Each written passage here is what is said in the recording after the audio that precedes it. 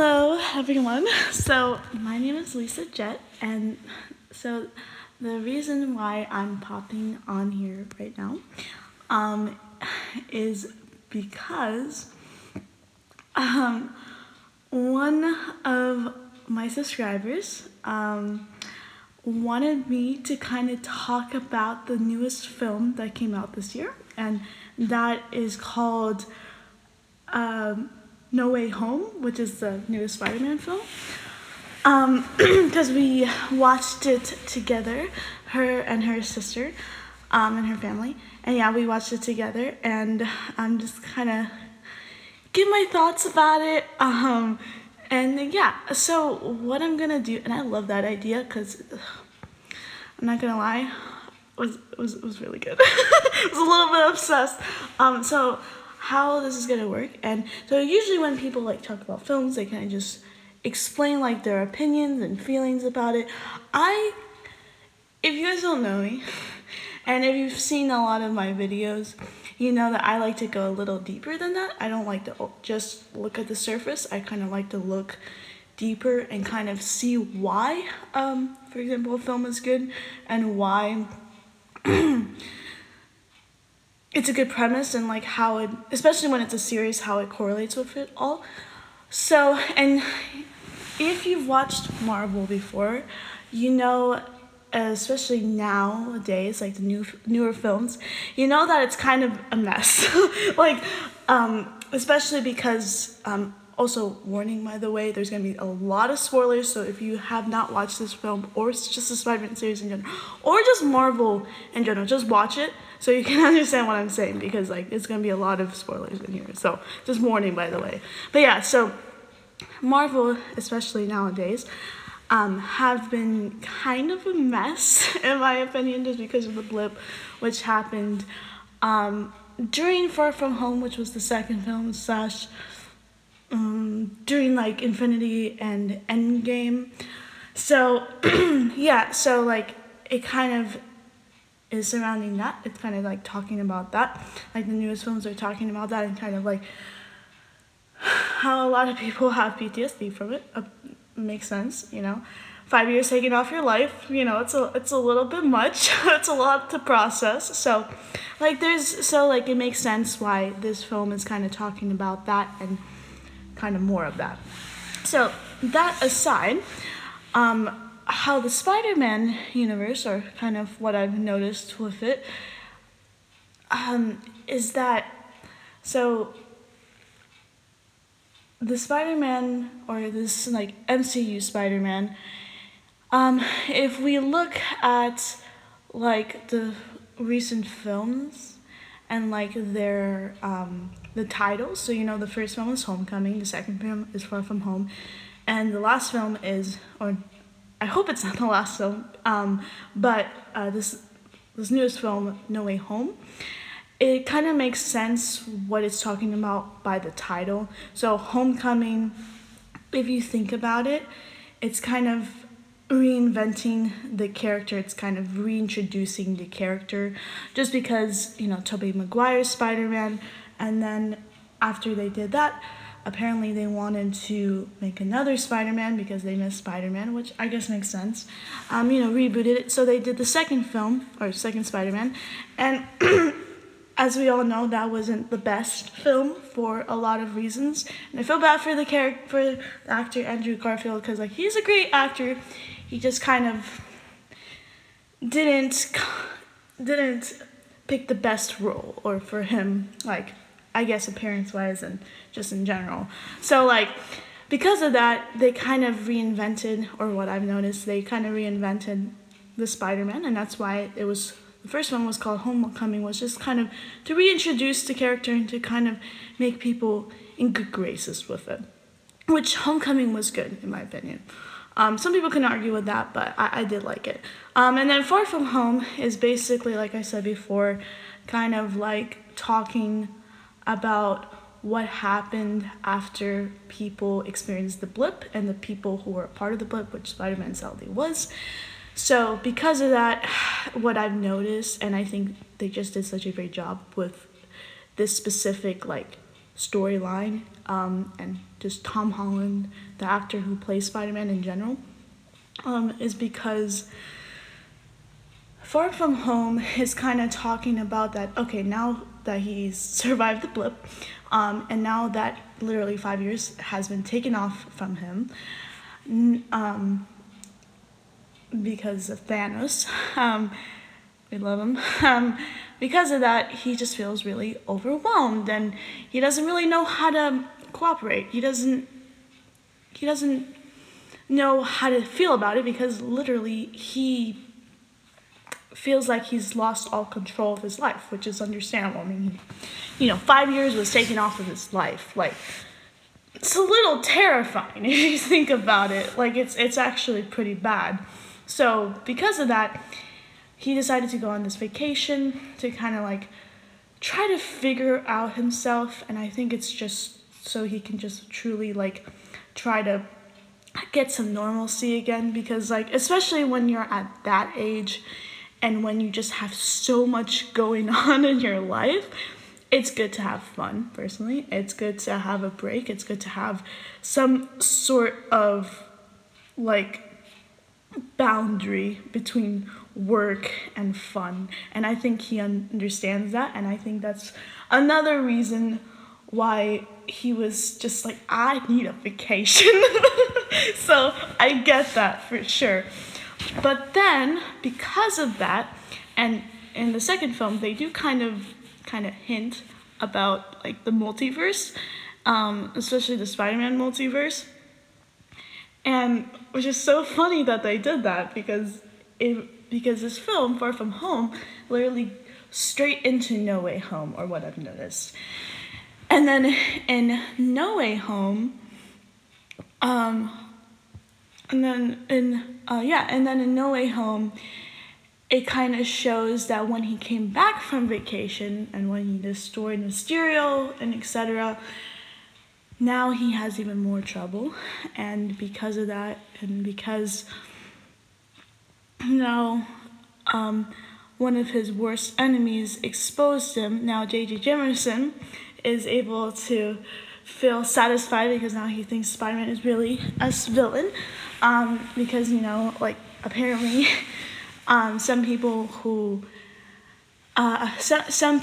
who see a person with a mask are just like, why are they wearing a mask? Are they a villain? What? Like, it's a very fearful based type of opinion on someone, and I think the second Spider-Man, especially the first film, kind of showed that with his girlfriend's dad, because he was a cop, and he also was kind of like J.J. Jameson in those films, just because, like, it's kind of like a guy with a mask is flying around saving the day. I don't know how to feel about it, type of thing. So, like, yeah, it is a little bit, like, it makes sense where he's coming from. But you can still tell it's, like, fear-based, which is kind of the problem, I would say.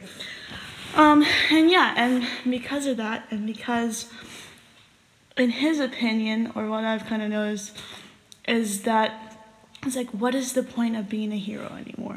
What is the point of me doing what I need to do? And now, what I'm saying here is because if you noticed, he is kind of more awkward. He's kind of more of a quieter character. He doesn't really like to tell people what's on his mind and kind of what he's doing most of the time, just because it's like he wants to save the day, but he doesn't want everyone to know. He just wants some people to know. Like, he wants to kind of live a double life, and I think that's kind of what it comes down to, especially in this newest film, is it shows that you can't really have a double life, or if you do, it's harder, personally. Which, I get that, obviously. Like doing two things at one time, and be two people at one time, specifically because he's Spider-Man, and then he's like his old normal, like Peter Parker. So it's stressful. It's kind of strenuous, and especially when people are victimizing you and not trusting you anymore, when they never even knew you, technically until now, and now they're just assuming things on you, and it's kind of annoying, and I think that's another thing why he was just like, like why he just wants to have his normal life, why he wants to have normalcy, is because now of this new future, he's kind of fear, really. It's really what it comes down to.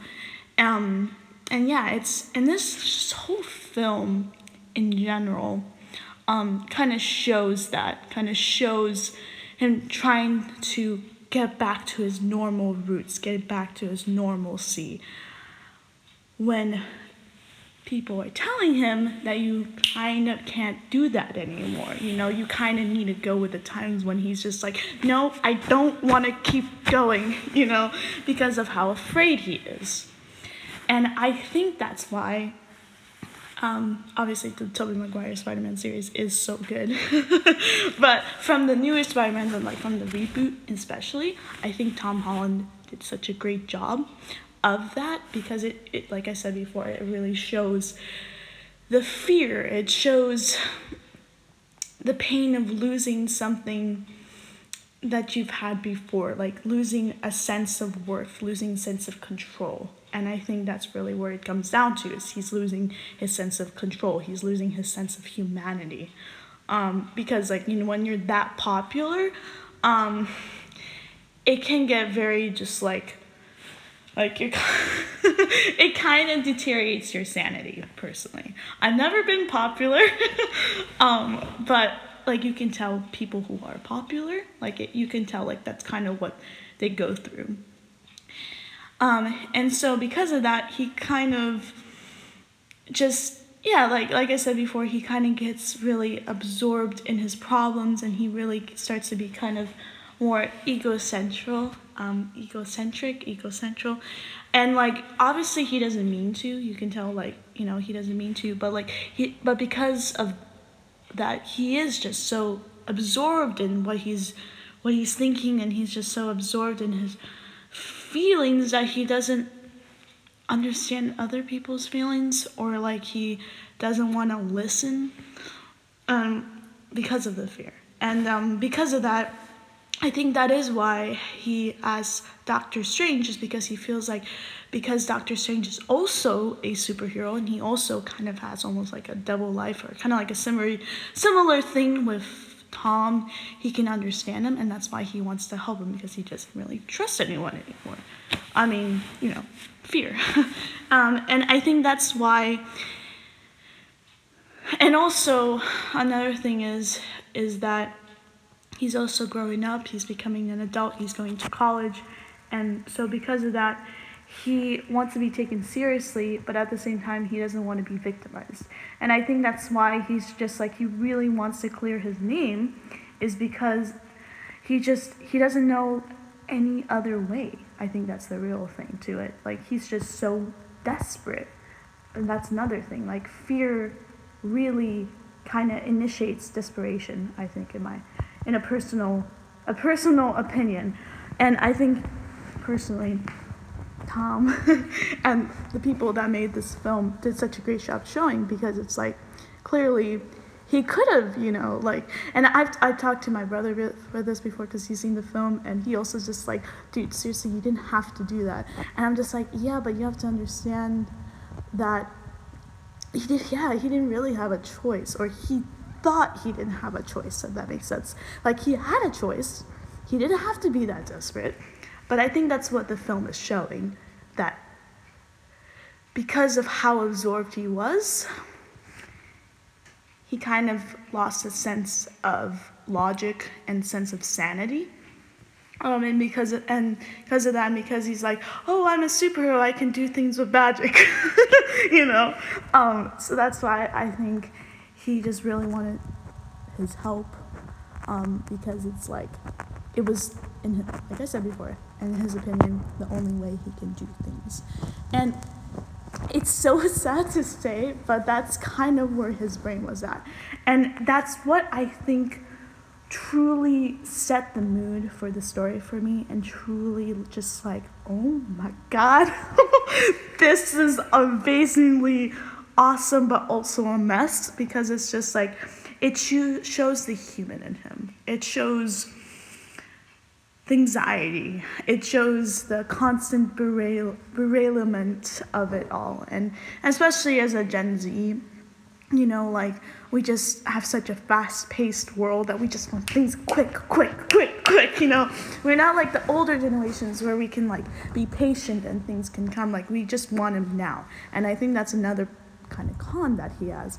And I think that's why Spider-Man personally is, in my opinion, is considered a perfect hero, is because you know how most heroes, they show only the good sides of being human, the only good sides of being a creature. Well, I think that's why Spider-Man is such an incredible hero and such an incredible character, is because of his character development during the films and series, and just showing like what fear, desperation, and kind of what what the mind can really do to you when you're just lost control, you know. And it kind of just shows like how he treats people and how he truly thinks about things, because like everything's about the mind. Sad to say, but everything starts with the mind. And clearly that makes sense why he was so vengeful, and I think why he was just like so vengeful. It was because of how desperate he was, and because of how mad and sad and just like so, like, just feeling all these emotions that he doesn't know how else to express it. So he has to like literally murder Green Goblin, for example. So, and I think that's why Aunt May is kind of like Uncle Bill of this series, is because she kind of is like his guiding point. She kind of is, well, obviously she's his guardian, but yeah, so she's like his guiding point. And now because she knows about who he is, she can kind of help him, even though she doesn't really completely know how it is to be a hero. She can still kind of give him some more like give him like moral teachings, you know, because like one of the lines that she said before she died, which was very sad, was that with great power comes great responsibility. And I think, and before that too, like when he was like debating if he should help the villains or not,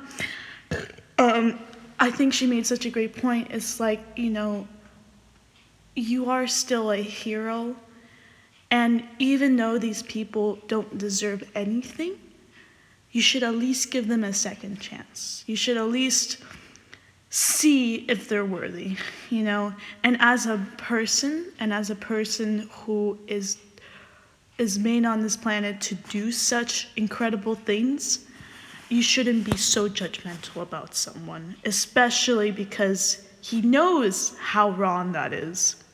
But because of his desperation and his fear and just anxiety that's going on in his head, he's kind of forgetting, if that makes sense.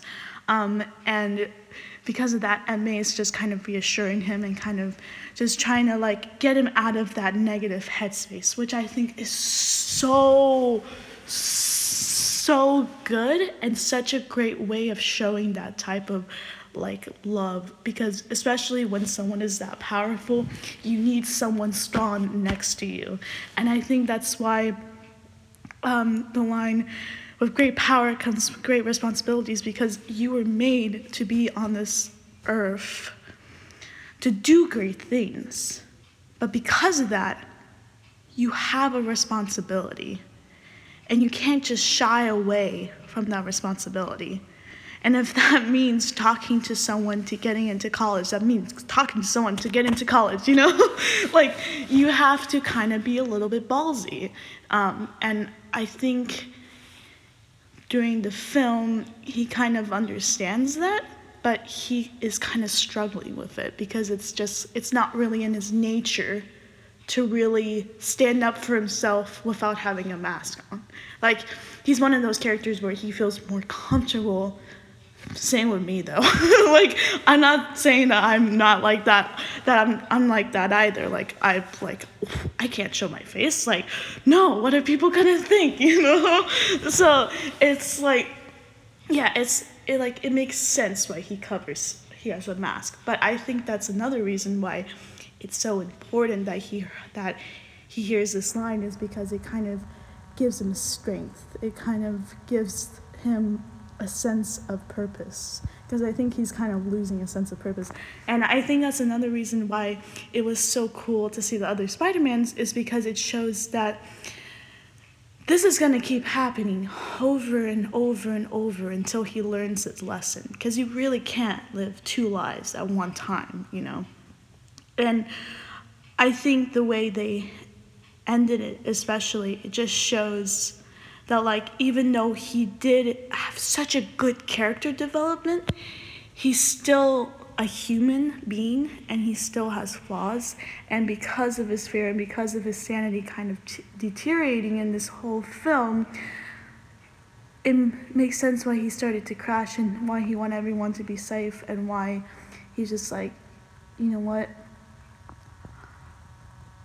I'm gonna just erase all your memories, you know? So, like, even though some people do say that it was a weird way to end it, I think it makes sense personally. Just because it does show, like, you know, yeah, like, it makes sense because of his mentality and just how he thinks about himself and how he views other people. It makes sense why it ended that way, which I cried, by the way, in the ending, but it makes sense. It makes sense. Yeah, and I think it was so cool to see the other Spider-Mans, like I said before, because the first Spider-Man, he's kind of like this adult, or adultish version of Spider-Man, while the second Spider-Man is kind of more of this, like, teenager type of Spider-Man. And then obviously the youngest, the third Spider-Man is kind of more of the baby. And what I mean about that is because the first Spider-Man, he kind of shows him like, hey, this is what's gonna happen, and I've experienced it. It's not great, but you will survive it. So he's kind of there to, like, reassure him and kind of almost be kind of like Aunt May, or like telling him, like, dude, everything's gonna be fine. You've got this. I've experienced this before. You're totally fine, type of thing. And just trying to make him a little more level-headed. And then the second Spider-Man is kind of trying to bring some light to the whole situation, because he also understands it. But because of that, and because this is also Andrew Garfield, which it clearly shows in this, kind of shows his humor in this character, and kind of shows, like, his just general personality. Just kind of shows that when something's terrible happening, he's trying to, like, joke around. He's trying to, like, make a sense of light to it, which I think is such a great thing to do, especially in a time of sorrow. You need always something to laugh about and something to really kind of have fun about, because, you know, you can deteriorate yourself if not. And then obviously the last Spider-Man is like a baby, because he still hasn't experienced a lot of this stuff yet, so that's why he's just kind of freaking out, and that's why he just feels like if someone doesn't help him, then he's gonna lose it. It's pretty terrible, but that's kind of the reaction. And it also kind of shows how Spider-Man is pretty kind of perfectionist, if that makes sense. Not the right move, then he's done for, if that makes sense.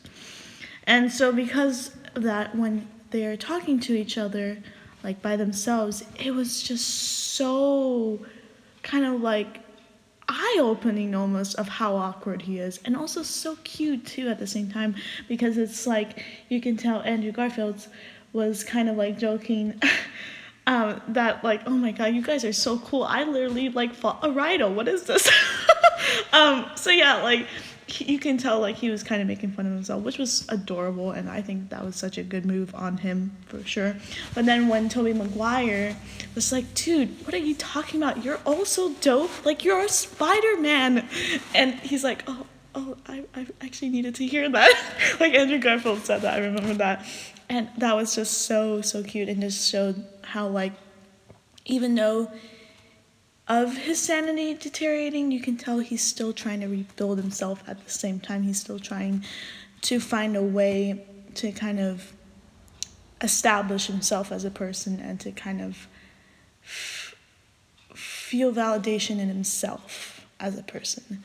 So I think that was such a cool moment to see. And just all these moments that I mentioned, I don't know, I think all the characters, Tom Holland, the Ned, Zendaya, all of those characters, the person that played Aunt May, they all did a phenomenal job, and I would watch it again and again. And this is definitely a longer video than usual, but I just feel like I had to pop on because there's just so much to unpack here, and it's just so much in a 2-hour film that it's just like, I don't know, it has to be talked about because of how good it is, to be honest. Like, they really outdid themselves, basically, what I'm trying to say.